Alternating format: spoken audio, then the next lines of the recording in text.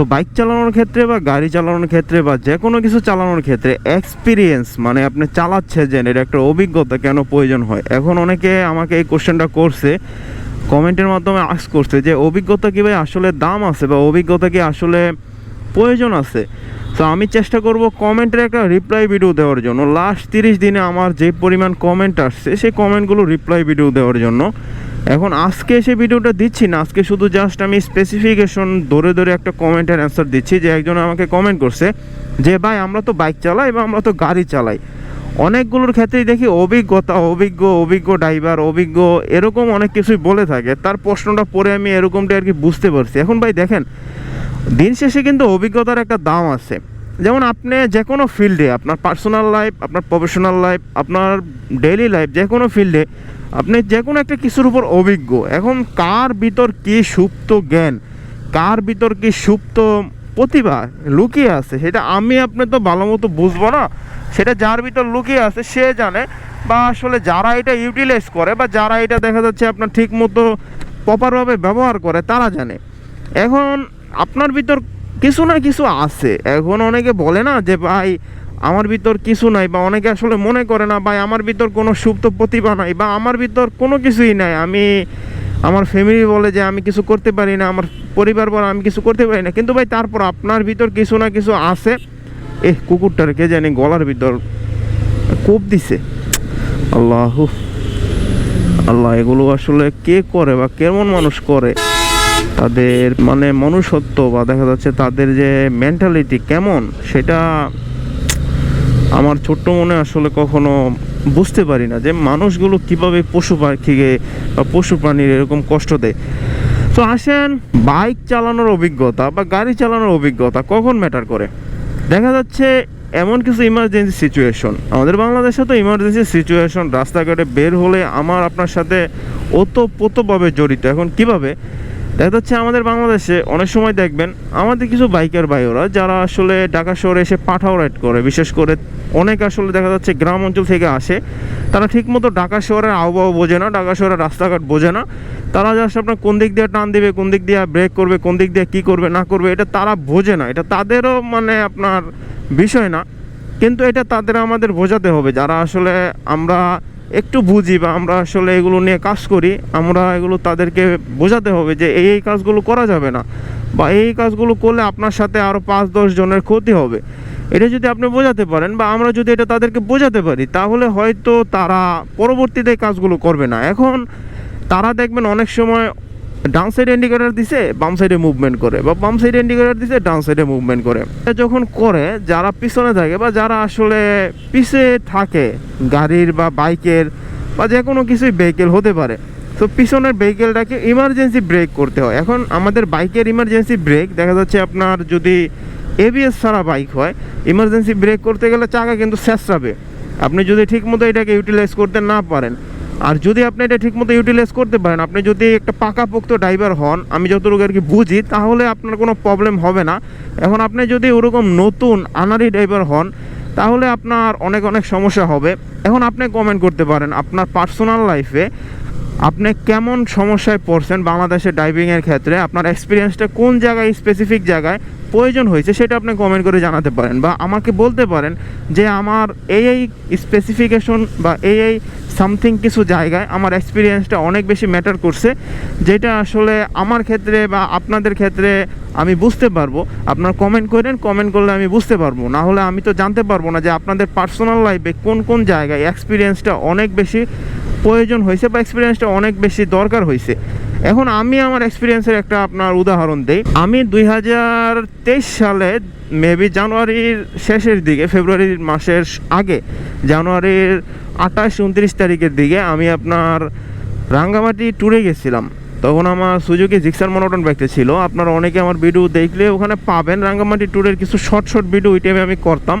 আমি ফুল ফর্মে ওই টাইমে ভিডিও করিনি। আমার ভিডিওর মানে টাইম লাইন ছিল 5 মিনিট, টাইম লাইন ছিল 10 মিনিট, টাইম লাইন ছিল 8 মিনিট। সো ওই ভিডিওগুলো আপনারা যদি দেখেন তাহলে ওইখানে দেখবেন যে আমার কিন্তু রাতের বেলা আমি আপনাদেরকে একটা শেয়ার করছিলাম। আমার সামনে আপনার এরকম একটা রোডের ভিতরে সামনে থেকে একটা ট্রাক হঠাৎ করে ঢুকে গেছে। এটা আপনার যখন আমি কুমিল্লা পার হয়েছি, কুমিল্লা পার হওয়ার পরে মানে চট্টগ্রামের মাঝামাঝি থাকা অবস্থায় ট্রাকটা ঢুকে যাওয়ার পর আমি তখন সুজুকি মনোটনে কিন্তু আপনারা জানেন অনেকে পিছনে ডাম ব্রেক ইউজ করছে, তারপরে আপনার ওরকম কোনো ফ্যাসিলিটি পাওয়া যায় না যে ফ্যাসিলিটিটা আসলে আদার্স যে সমস্ত এবিএস বাইক ওগুলোতে পাওয়া যায়।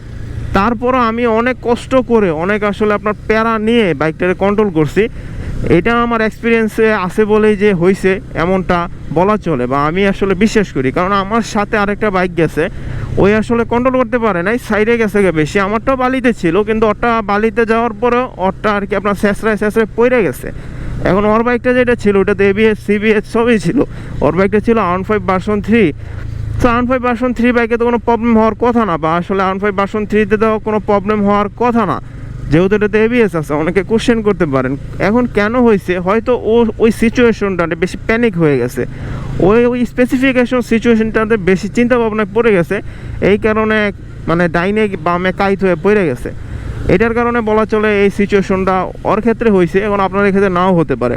এখন আসেন বাংলাদেশের পরিপ্রেক্ষিতে, আপনি যদি বাইক রাস্তায় নিয়ে বের হন বা গাড়ি রাস্তায় নিয়ে বের হন, আপনার যদি একদম আনারি ড্রাইভারও হন, দেখবেন অনেক আনারি ড্রাইভার অনেক ভালোভাবে গাড়ি চালাচ্ছে। এখন কেন বলছি, আমার এক ছোট্ট ভাই, আমি কিছুদিন আগে ওকে নিজে বাইক চালানো শিখেছিলাম। আমার যে আপনার এসএফ বাইকটা ছিল ওইটার মাধ্যমে দু একদিন চালানো শিখেছি, কিন্তু ওইটা দিয়ে আমি রাস্তায় নামাই নাই, কারণ এসএফ বাইক যদি আপনার পড়ে যায় তাহলে কিন্তু বড় ধরনের ক্ষতি হবে। তারপর ওই আসলে একটা আপনার হন্ডা লিভো বাইক অ্যারেস্ট করে, আমাদের এলাকার এক চাচার ছিল হন্ডা লিভো, ওই লিভো বাইকটা দিয়ে আমি ওরে মোটামুটি হাতটা ক্লিয়ার করে দেই। ওই দুই একবার পড়ছে, কাইট হয়েছে, কিন্তু আসলে ওরকম কোনো সমস্যা হয় নাই। আর যেহেতু হালকা বাইক ছিল লিভো, এই কারণে লিভোতে কোনো প্রবলেমও হয় নাই বা কিটেদের ঝামেলাও হয় নাই। সো ওই এখন আমাদের সাথে ট্যুর ট্রাভেল করে। যেমন আমি কিছুদিন আগে আপনার বান্দরবন ট্যুর দিয়ে আসলাম। সো বান্দরবন ট্যুরের ভিডিও আপনারা পাবেন, হয়তো অনেক দিন পরে পাবেন, কারণ এখন অনেকগুলো ভিডিও লাইন আপে আসে, সেই ভিডিওগুলো একে একে যাচ্ছে, বা বান্দরবনের ট্যুরের ভিডিওটা একটু বড় হবে। এই যে কী হয়েছে, কোনো মেবি অ্যাক্সিডেন্ট হয়েছে হ্যাঁ রে, খাইছে রে, শেষ স্পট ডেট, টাক মাইরে দিছে এই জায়গাতে। এই দুর্ঘটনাগুলো ঢাকা শহর প্রচুর পরিমাণে বর্তমানে হচ্ছে। এটা আমাদের ড্রাইভারদেরও কিছু খামখেয়ালি আছে, মানে যারাই বাইক বা যারাই গাড়ি, যারাই ট্রাক, যারাই দেখা যাচ্ছে যে কোনো ভেহিকেল চালাই না কেন, আমরা বর্তমান রানিং সিচুয়েশনে অনেকগুলো জিনিস আমরা আসলে লক্ষ্য করি না, বা আমরা চিন্তা করি তো পুলিশ এখন নাই, আমাদের মতো আমরা চালাই। দেখা যাচ্ছে হঠাৎ করে ডাইনে বামে মোড় নেয়, আপনার মোড় সামলাইতে পারে না বা যোগ সামলাইতে পারে না, একদিকে না একদিকে মাইরা দেয়। এটা আসলে আমাদেরও কিছু না কিছু খারাপ দিক আছে, আমরা যারা বাইক বা আমরা যারা গাড়ি চালাই। এখন আসেন বাংলাদেশের পরিপ্রেক্ষিতে, আপনি যখন রাস্তার ভিতর দিয়ে চলবেন তখন আপনার দেখবেন পদে এক্সপিরিয়েন্স প্রয়োজন আছে। যেমন ঢাকা শহর আপনি যখন চলবেন, এরকম ব্রিজ দিয়ে যখন চলবেন রাইট 1টা-2টার দিকে, আমার সাথে এরকম হয় নাই, কিন্তু আমার এক বড় ভাইয়ের সাথে হয়েছে। আমি ওনার কাছ থেকে যতটুকু শুনছি সেটা আপনাদের ধারণা দেওয়ার চেষ্টা করি। উনি আপনার আমাদের যে কুড়িল ফ্লাইওভার ব্রিজটা আছে, আমি যে দিক দিয়ে প্রতিদিনই যাই, প্রায় ভিডিওতে আপনারা দেখেন, ওই কুড়িল ফ্লাইওভার ব্রিজটার এখানে উনি রাত্রে 2টার দিকে বাইক নিয়ে যাচ্ছিল। ওনার অফিস আপনার পুরান ঢাকা লালবাগে, তো লালবাগ থেকে উনি অবশ্য পূর্বাচলের দিকে যাচ্ছিল, আমাদের এলাকার ওই দিকে। পরবর্তীতে ওনাকে মানে আপনার টান দেয়, একটা মানে তার দিয়ে টান দেওয়ার ফলে ওনার হেলমেটের এদিক দিয়ে মানে আপনার শেষরায় যায়, হেলমেটের উপর দিয়ে শেষরায় যায়। ওনার ভাগ্যটা ভালো, ওনার গলা বরাবর লাগে না, ওনার গলা বরাবর লাগলে উনি পেস খেয়ে পড়ে যেত বাইক থেকে। ওনার হেলমেট দিয়ে শেষরায় যায়, আর উনি দাঁড়ায় নাই, উনি ওই জায়গা থেকে ইনস্ট্যান্ট টান দিয়ে মানে চলে গেছে। হয়তো যে ছিনতাইকারীরা বা যারা আসলে এই খারাপ উদ্দেশ্যে ওনাকে এই কাজটা করতে চাইছিল, ওরা এত এক্সপার্ট ছিল না, এই কারণে হয়তো উনি বেঁচে গেছে, বা হয়তো তারা সামটাইম কিছু কারণের জন্য মানে নেশাগ্রস্ত ছিল, এই কারণে হয়তো উনি বেঁচে গেছে। না হলে ওনার ওই অবস্থাতে অনেক ঝামেলা হতো। সো এগুলো কিন্তু আপনার এক্সপিরিয়েন্সের উপর নির্ভর করে। আপনি যখন রাস্তাঘাটে চলবেন তখন দেখবেন বাংলাদেশের পরিপ্রেক্ষিতে চিপা চাপা কিন্তু দুমায় মারতে হবে আপনার, কারণ চিপা চাপা না মারলে, এখন আমি যে রুটগুলো দিয়ে যাচ্ছি এগুলো দিয়ে আপনি এখন বাজে সকাল 7টা, আপনি যদি এই রুটগুলো দিয়ে দেখা যাচ্ছে 9টা, 10টা, 11টার দিকে আসেন তখন তো গাড়ি চালাতে পারবে না, কারণ এই রুটগুলো দিয়ে জাম আর জাম, মানে জ্যামের একটা অভয়ারণ্য থাকবে এই রুটগুলো দিয়ে সচরাচর মানুষ ওই অবস্থাতে চলাচল করতে ভয় পায় বিজয় সরণি জ্যামের জন্য। দেখা যাচ্ছে অনেকগুলো জ্যাম কিন্তু এই রুটগুলো দিয়ে মানুষকে ফোয়াতে হয়। এখন আমরা যারা বাংলাদেশে বসবাস করি, আমাদের এক্সপিরিয়েন্স আমার মনে হয় অনেকাংশে নির্ভর করে আপনার রাইডিং স্টাইলের উপর। এখন আপনি রাইডিং স্টাইল যত ভালো করতে পারবেন আপনার এক্সপিরিয়েন্স তত ভালো হবে। এখন দেখবেন একটা জিনিস, আপনারা গ্রিন লাইন অথবা এনা অথবা সোহাগ অথবা দেখা যাচ্ছে বলবো যে বাসগুলো বাংলাদেশে চলে হানিফের, সে এসি বাসগুলোতে আপনার লাক্সারি যে বাসগুলো অনেক দামি বাস, একটা এসি বাসের দাম কিন্তু অনেক। একটা এসি বাস আপনি চাইলে কিন্তু দেখা যাচ্ছে 10 লাখ 15 লাখ 20 লাখ টাকা দিয়ে আসলে কেনা সম্ভব না, বা 10 লাখ 15 লাখ 20 লাখ টাকা দিয়ে আসলে কখনো তৈরি করা সম্ভব না। একটা এসি বাস আপনার তৈরি করতে দেখা যাচ্ছে অন এভারেজ আপনাকে মোটা অঙ্কের টাকাই দিতে হবে। এখন কেমন টাকা দিতে হবে অনেকে জানেন বা অনেকে আসলে বোঝেন। একটা এসি বাস আপনি কিন্তু মুখের কথা বললেই যে তৈরি করে ফেলবেন তেমন না। একটা এসি বাস বা এদিক গেলাম না, অনেকে কোশ্চেন করতে পারেন এদিক কেন গেলেন না, আপনি তো ওদিকে যাওয়ার চিন্তা করছিলেন। ভাই ওদিক গেলাম না, আমি বাইকটা কালকে রাতে ওয়াশ করছি, নিজে বাসায় ওয়াশ করছি, এই কারণে অবশ্য ওদিক গেলাম না। আর বাসায় বাইক ওয়াশ করেন যারা, তারা অবশ্যই জানেন যে বাইকের প্রতি কেমন একটা মায়া থাকে বা বাইকের প্রতি কেমন একটা ফ্যাসিনেশন থাকে। আমি কালকে নিজে অফিস থেকে আসলাম, অফিস থেকে আইসা নিজেই আসলে বাসায় বাইকটা ওয়াশ করছি, এই কারণে ওদিকে আর গেলাম না। তো এখন আসেন আমাদের বাংলাদেশে যে দামি দামি বাইকগুলো, দামি দামি বাসগুলো রাস্তায় চলাচল করে, ওইগুলোতে দেখবেন একটু বয়স্ক, একটু ওল্ড বা একটু দেখা যাচ্ছে এক্সপিরিয়েন্স ড্রাইভার দেয়। এখন কেন দেয় অনেকে কোশ্চেন করলে আমি অ্যান্সারটা এইভাবে দিতে পারবো, বা অনেকে যদি গাটাগাটি করেন তাও দেখতে পারবেন যে এক্সপিরিয়েন্সের একটা দাম আছে। কারণ কি, ওই জিনিসগুলো, ওই ভেহিকেলগুলো অনেক দামি হয়। ওই ভেহিকেলগুলো দেখা যাচ্ছে যারা আর কি বসে থাকে ভেহিকেলের ভিতরে, তারা একটু লাক্সারি ফিল নেওয়ার চেষ্টা করে। এখন যদি একটা আপনার ওই লোকাল বাস চালায়, তুরাগ বাস চালায়, বা দেখা যাচ্ছে হানিফের লোকাল বাসগুলো আছে না, ওগুলো চালায়, ওগুলো যদি ওই ড্রাইভারগুলোকে দেওয়া হয় ওই বাসগুলো, দামি বাসগুলো, তাহলে কিছুদিন পর তো দেখা যাচ্ছে পিছনের ব্যাগ চেসিস, পিছনের ব্যাগ ডালা সব বাইঙ্গা টেঙ্গা লাগবে। বাসের সম্পর্কে আমার ধারণা নেই, বা বাসে কি আছে না আছে সেটা সম্পর্কে আমার ধারণা নেই। আমি যতটুকু জানি অতটুকু থেকে আপনাদের বললাম। মানে আবিজাবি জিনিস কইরা ফেলবে, বাসের অবস্থার বাস রাখবে না, একটা মানে ব্যাপক ধরনের দুর্ঘটনা, ব্যাপক ধরনের দুর্যোগ বাসের ক্ষেত্রে করে ফেলবে। এই রুটটা আসলে সকালবেলা অনেক ভালো লাগে, কিন্তু দিন যখন যায় তখন গাড়ির চাপ বাইরে গেলে ধুলাবালির একটা প্রেশার বাইরে যায়, তো তখন আর এই রুটটা ভালো থাকে না। আর রাতের বেলা এই রুটের সাইডে অনেক কিছুই হয়। আমি একদিন নিজে যাচ্ছিলাম, তখন মানে এই সাইডটা দিয়ে মিরপুরের দিকে যাচ্ছিলাম, কারণ আমি আসছিলাম আপনার এই সামনে একটা কাজে আসছিলাম, এই সামনে কাজে আসার ক্ষেত্রে এদিক দিয়ে যাচ্ছিলাম। পরবর্তীতে দেখি 2-3টা মহিলা দাঁড়ায় আছে, দাঁড়ায় থেকে মানে যারা হাইটে যাচ্ছে তাদেরকে অনেকটা ইশারা দিচ্ছে এদিকে আসো। এই কারণে আর কি বললাম যে এই রোডটা অনেক টাইমে ভালো আর অনেক টাইমে খারাপ। এখন আসেন বাংলাদেশের পরিপ্রেক্ষিতে, আপনি যে জায়গায় বাইক চালান না কেন, যে জায়গায় গাড়ি চালান না কেন, আমার মনে হয় আপনার নির্দিষ্ট একটা এক্সপিরিয়েন্স অনেকাংশে দরকার। কারণ এক্সপিরিয়েন্স ছাড়া বাংলাদেশে আপনি কখনো চলতে পারবেন না। সেটা আপনার প্র্যাকটিক্যাল লাইফে, সেটা আপনার প্রফেশনাল লাইফে। দেখবেন আপনি প্র্যাকটিক্যাল লাইফে অনেক ক্ষেত্রে আপনি অনেক জায়গায় ভুল ডিসিশন নিয়ে ফেলেন। এখন কেন, সাডেন টাইমের জন্য আপনার ডিসিশন মেকিংয়ের সেই অ্যাবিলিটিটা নাই। এখন অ্যাবিলিটি কেন নাই? তো হচ্ছে আমাদের বাংলাদেশে তো তথাকথিত বিদ্যা নিয়ে কয়জন আসলে ভাই কী করতে পারছে এটা আমিও বুঝি না, বা আমিও আসলে জানি না। আমাদের বাংলাদেশে তথাকথিত যে বিদ্যা আছে, যে বিদ্যাটা আসলে আমাদের স্কুল, আমাদের কলেজ, আমাদের ইউনিভার্সিটি থেকে দেয়, এই বিদ্যা নিয়ে আসলে আমাদের কোনো এক্সপিরিয়েন্স গ্যাদার হয় না। আমার দাদাই যে বিদ্যাটা পড়ে আসে, সেই বিদ্যাটা আমি এখনও পড়তেছি। কোনো ইনোভেশন নেই আমাদের শিক্ষা অঙ্গন, আমাদের দেখা যাচ্ছে চাকরি অঙ্গন, আমাদের মানে ইউনিভার্সিটি, কলেজ, এই সমস্ত জায়গায় কোনো ইনোভেশন নাই।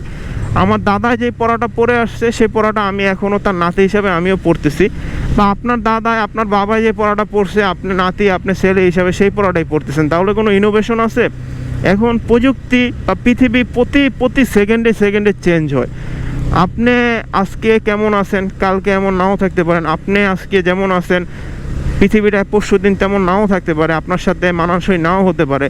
তো এই কারণে আমার মনে হয় পড়াশোনা বলেন বা যে কোনো কিছুই বলেন, সেকেন্ডে বা প্রতি মুহূর্তে চেঞ্জ হওয়া দরকার, যতটুকু আমি আর কি বিশ্বাস করি বা যতটুকু আমি আর কি বিলিভ করি। আর এই জায়গাটা অনেক রিস্কি। দেখা যাচ্ছে এখন তো বিজি কম, সকালবেলা যখন আপনার গাড়ি টাড়ি থাকে তখন কিন্তু অনেক বিজি। আমার সামনে একদিন এক বাইককে মেরে দিছে এক সিএনজি আর কি, এই জায়গাটাতে যেখান দিয়ে আমি পার হলাম। তো যারা এদিক দিয়ে চলাচল করেন একটু কমেন্ট করে জানাবেন যে কতটা রিস্কি। আর এই রুটটাতে আমি মাঝে আসি, সকালবেলায় আসার তৌফিক হয়, কারণ আমি যেহেতু ভাই দূর থেকে আসি, মানে গ্রাম সাইডের ওই থেকে আসি, পূর্বাচলের ওই সাইডটাতে আসি, এখন ওদিক থেকে ভাই জামজটের কারণে বিকালে আসলে আমার ঢাকার দিকে মুভমেন্ট করতে অনেক অনেক অনেক ভয় লাগে।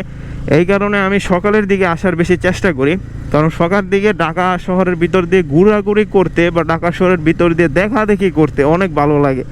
এটা আমার কাছে মনে হয়, আমার কাছে ফেভারেবল মনে হয়। সো অভিজ্ঞতা সব ক্ষেত্রেই দাম আছে।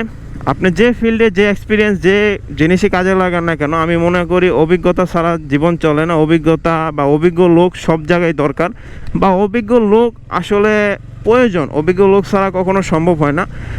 অভিজ্ঞতা আপনি যে কোনো জায়গা থেকে অর্জন করতে পারেন, যে কোনো জায়গা থেকে অতি সহজেই আপনি বুঝতে পারেন যে এটা অভিজ্ঞ, বা অভিজ্ঞতা কী করে ব্যবহার করা যায়, অভিজ্ঞতা এই ফিল্ডে ইউজ করা যায়। আপনার লাইফেও কোন ক্ষেত্রে অভিজ্ঞতা প্রয়োজন হয়েছে সেটা আপনি কমেন্ট করে জানাতে পারেন। অবশ্যই চ্যানেল নতুন হয়ে থাকলে চ্যানেলটা সাবস্ক্রাইব করতে পারেন।